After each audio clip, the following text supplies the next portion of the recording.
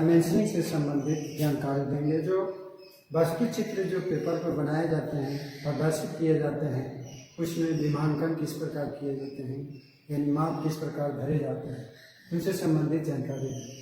पहला नंबर यहाँ डायमेंशनिंग यानी विमांकन। वास्तु चित्र में किस तरह से विमांकन किए जाते हैं। विमांकन को दो वर्गों में बांटा गया है। क्लासिफिकेशन ऑफ डायमेंशनिंग दो वर्गों में बांटा गया है। एक अलाइंड सिस्टम अलाइन डायमेंशनिंग, दूसरा unidirectional dimensioning. Unidirectional dimensioning align dimensioning में यहाँ पिक्चर दिया गया है जिसमें वास्तु चित्र होगा। जिस वास्तु चित्र में विमांकन किए जाते हैं, माप भरे जाते हैं, तो एक दो दिशाओं से नीचे की तरफ और बगल साइड की तरफ दाहिने तरफ से इसका अंक को पढ़ाया जाता है। माप तो लिखे गए हैं अंक, न्यूमेरिकल वैल्यू, वो न्यूमेरिकल वैल्यू पढ़े जाते हैं दो दिशाओं से, नीचे की दिशा से और दूसरा दाहिने तरफ की दिशा से, या बाएं तरफ की दिशा में जो डायमेंशनिंग किए जाते हैं वो दोनों दिशाओं से विमांकन पढ़े जाते हैं, डायमेंशनिंग पढ़े जाते हैं, यानी न्यूमेरिकल वैल्यू। उसके बाद दूसरा नंबर है यूनिडायरेक्शनल डायमेंशनिंग। यूनिडायरेक्शनल डायमेंशनिंग का दूसरा पिक्चर यहाँ है जिसमें वास्तु चित्र में जो विमांकन होगा, न्यूमेरिकल वैल्यू जो दिया जाता है किसी एक ही दिशा से, नीचे की दिशा से, वास्तु चित्र में जो भी न्यूमेरिकल वैल्यू लिखे गए हैं वो एक ही दिशा से नीचे की तरफ से ही सभी न्यूमेरिकल वैल्यू को पढ़ाया जाता है। यह दिया गया है पिक्चर। उसके बाद डायमेंशनिंग कार्य यानी डायमेंशनिंग पाद, विमांकन के पाद कौन कौन से होते हैं, नाम किस प्रकार दिए जाते हैं। जैसे ये वास्तु चित्र है, वास्तु चित्र में जो विमांकन किए जाते हैं उसके अलावा अलग अलग लाइनों का उपयोग किया जाता है। उन लाइनों का नाम तथा इसमें और भी अंकित चित्र जो होते हैं उसके नाम अलग अलग होते हैं, उसके बारे में इसमें जानकारी प्राप्त किया जाता है। जिसमें यह वास्तु चित्र के सीरीज में जो लाइन किए जाते हैं वो आपका एक्सटेंशन लाइन होता है, और वास्तु चित्र के पैरेलल में जो लाइन किए जाते हैं वो डायमेंशन लाइन, जो कि दोनों तरफ तीर का निशान बना हुआ रहता है। दोनों तरफ तीर का निशान बना हुआ रहता है, इसको डायमेंशन लाइन, इसको डायमेंशन लाइन कहा जाता है।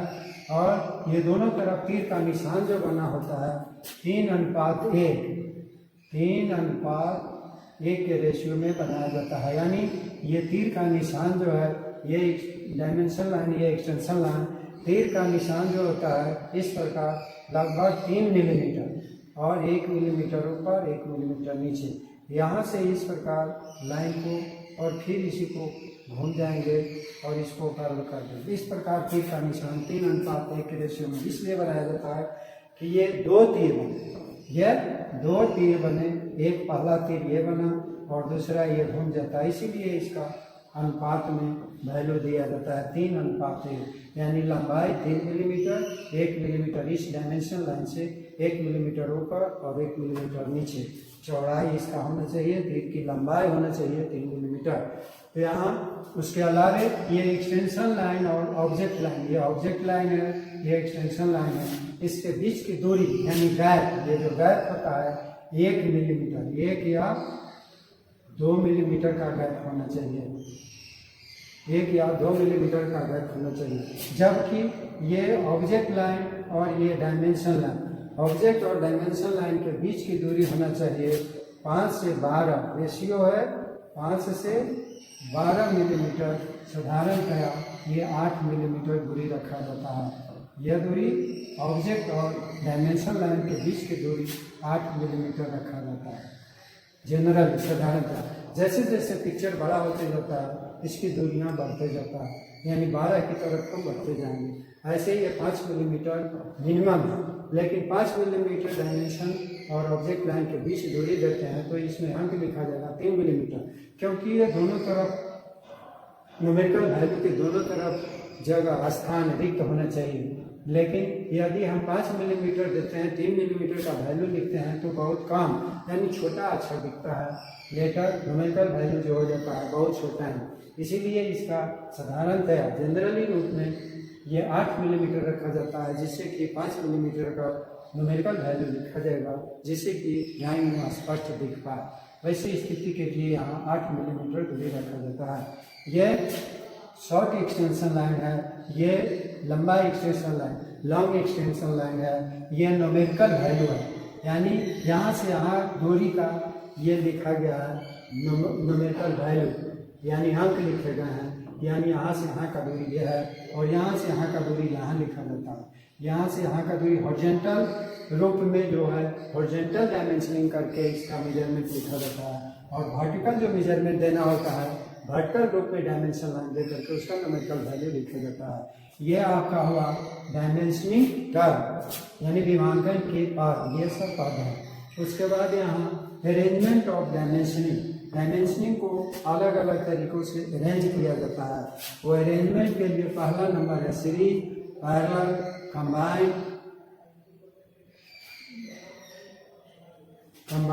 प्रोग्रेसिव और कोऑर्डिनेट डायमेंशनिंग। ये 5 तरह से अरेंज किए जाते हैं, जिसका मेजरमेंट यहाँ दिखाया जाएगा वस्तु चित्र के नाम के नीचे सबको। अरेंजमेंट ऑफ डायमेंशनिंग, अरेंजमेंट यानी डायमेंशनिंग को किस तरह से सजाए जाते हैं उससे संबंधित है। पहला नंबर है सीरीज डायमेंशनिंग, जो भी न्यूमेरिकल वैल्यू डायमेंशनिंग दे करके, डायमेंशन लाइन दे करके जो भी न्यूमेरिकल वैल्यू लिखे जाते हैं डायमेंशनिंग लाइन एक सीरीज में होता है, एक दूसरे के सीरीज में। जैसे यहाँ से यहाँ का दूरी 15, यहाँ से यहाँ का दूरी 15, यहाँ का दूरी 15, 15, 15 तीनों दिया गया, यानी 45 मिलीमीटर इसकी दूरी है। इसी तरह से वर्टिकल रूप में इसी यहाँ से यहाँ का दूरी, यहाँ से यहाँ का दूरी, यहाँ से यहाँ का दूरी एक सीरीज में दिया गया है, यानी 15, 15, 45 मिलीमीटर।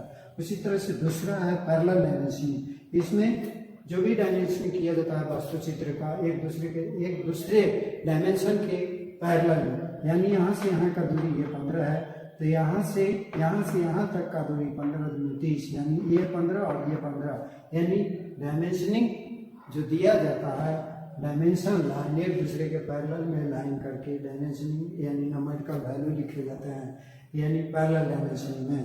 यहाँ से यहाँ का दूरी 15, यहाँ से यहाँ का 30, यहाँ से यहाँ का 45। इसी तरह से वर्टिकल रूप में यहाँ से यहाँ 15, यहाँ से यहाँ 30, यहाँ से यहाँ 45। इस तरह से न्यूमेरिकल वैल्यू लिखे जाते हैं डायमेंशनिंग विधि में। उसके बाद कंबाइंड डायमेंशनिंग, इसमें सीरीज और पैरेलल दोनों, पैरेलल तथा सीरीज, यहाँ से यहाँ का डायमेंशनिंग ये 15 दिया गया है, जबकि दूसरा यहाँ से यहाँ का पैरेलल में दिया गया है। उसके बाद ये सीरीज में यहाँ से यहाँ का दूरी 15 दे दिया गया है, यानी दोनों कंबाइंड में है, यानी सीरीज तथा पैरेलल दोनों ही इसमें इस्तेमाल किए जाते हैं डायमेंशनिंग सिस्टम को। उसके बाद इधर है वर्टिकल रूप में यहाँ से यहाँ का दूरी 15, यहाँ से यहाँ का दूरी 30, और उसके बाद यहाँ से यहाँ का दूरी सीरीज में कर दिया गया। सीरीज एंड पैरेलल दोनों डायमेंशनिंग दिए जाते हैं इसमें, इसको कंबाइंड डायमेंशनिंग कहा जाता है। यहाँ प्रोग्रेसिव डायमेंशनिंग, ये बढ़ते क्रम में डायमेंशनिंग किए जाते हैं। यहाँ से यहाँ 15, तो यहाँ से यहाँ 30, यहाँ से यहाँ 45, ये बढ़ते क्रम में। इसके में तीर का निशान एक तरफा होता है, बढ़ते क्रम में केवल निशान बने होते हैं, दोनों तरफ इसमें निशान बने हुए नहीं होते हैं। और अंक लिखने का तरीका एक लाइन एक्सटेंशन लाइन छोड़ करके दूसरे एक्सटेंशन लाइन से लिखे जाते हैं।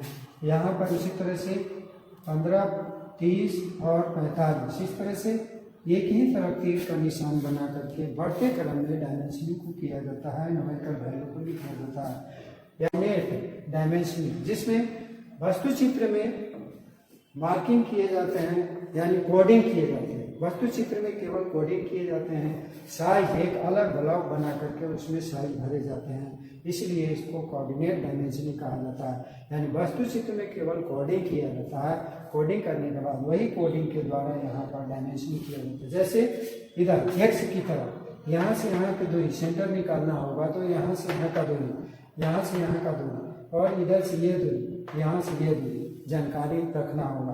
तो ऐसी स्थिति में यहाँ से वाई की तरफ यहाँ से यहाँ तक का दूरी क्या होगा, यहाँ भरा जाता है, जो भी होगा यहाँ भरा जाता है। मान लिया जाए यहाँ से यहाँ का दूरी 10 मिलीमीटर है, उसी तरह से ये एक्स की तरफ यहाँ से यहाँ का दूरी 10 मिलीमीटर है, वाई की तरफ यहाँ से यहाँ का दूरी 10 मिलीमीटर है। तो यहाँ से यहाँ का दूरी ये 1 नंबर,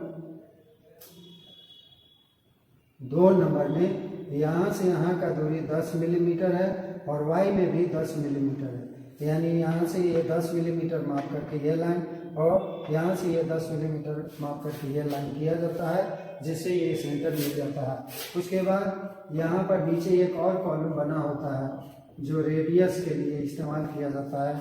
इसका रेडियस कितना है, 5 मिलीमीटर है, 10 मिलीमीटर है, जो भी है अंक इसमें लिख दिया जाते हैं। और इस कोऑर्डिनेट डायमेंशनिंग के द्वारा ही वस्तु चित्र को निर्मित किया जाता है यानी बनाया जाता है।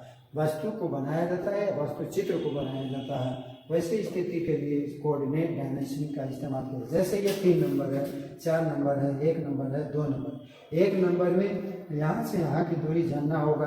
तो मान लिया जाए हम 40 मिलीमीटर इसकी दूरी रखते हैं। टोटल दूरी हम इसका 50 मिलीमीटर रखते हैं, इसका भी 50 मिलीमीटर रखते हैं। अब यहाँ से यहाँ का दूरी 40 मिलीमीटर हो गया।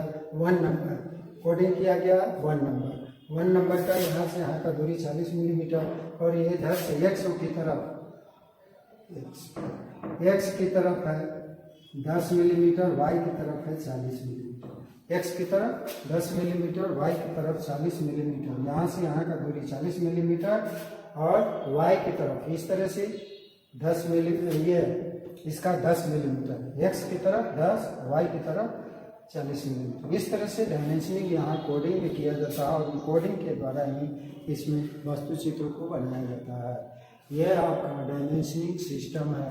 Dimensioning classification of dimensioning, arrangement of dimensioning और यहाँ डायमेंशनिंग टर्म दिए गए हैं।